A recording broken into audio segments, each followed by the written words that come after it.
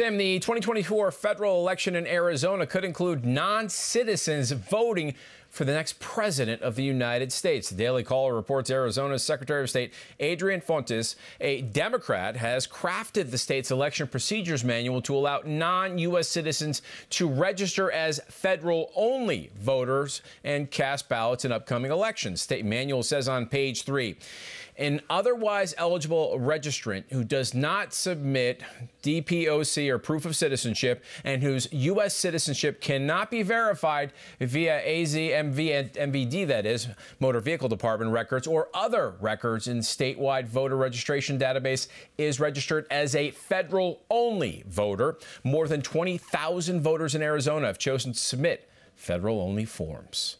Let's bring back in Chris Farrell from Judicial Watch. Chris, what's your reaction to the state of Arizona reportedly creating a way for 20,000 non-citizens to be able to vote in a presidential election? There is no slicker political operative than Adrian Fontes. If you ever wanted somebody to fix an election, he's the guy you would call on. So I am not surprised at all by this maneuver. Wow, interesting to hear. Now, Senate Majority Leader Chuck Schumer lashed back at Speaker of the House Mike Johnson's threat to kill the Senate border security bill. Schumer says the Speaker is Trump's puppet.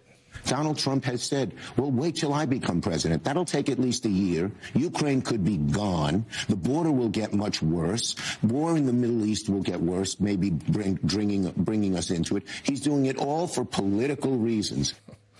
Chris, many conservatives have attacked a provision of the new border security bill that would strip the power of Texas and other states to challenge some of its provisions in their local federal court. What's really going on in this legislation, do you believe? It's dead on arrival. This bill, it's almost like a political caricature of itself. It is so dishonest, so fundamentally flawed. It should be the border insecurity bill. That's what it should be called.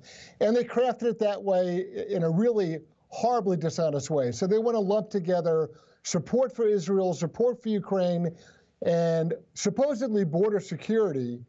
And it's not going anywhere. It's a political football.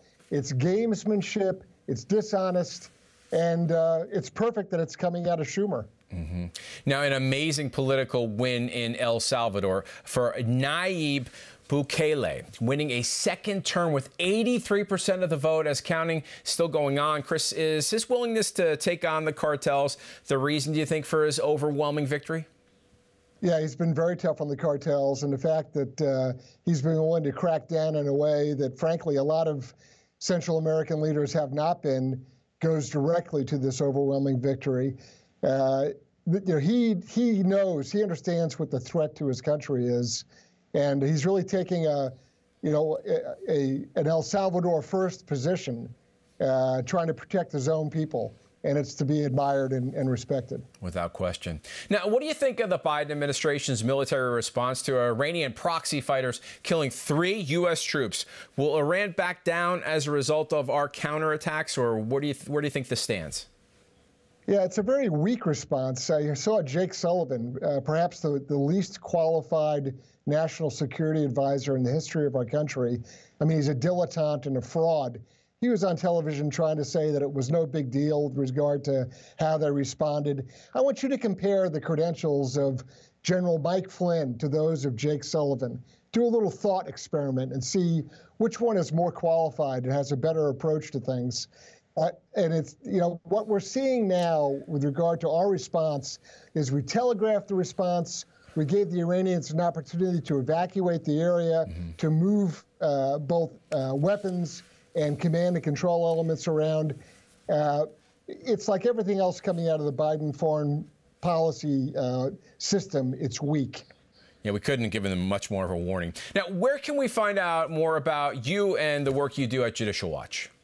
The best thing to do is go to judicialwatch.org, O-R-G. That's where you can see a ton of our work. We do all kinds of important issues on election integrity, on public corruption issues, and there's lots of documentation up there. I hope folks will look at my podcast called On Watch. We do some great interviews there as well. You do. I have watched it. It is fantastic. Chris Farrell, thank you for your time. Thank you. Fjord.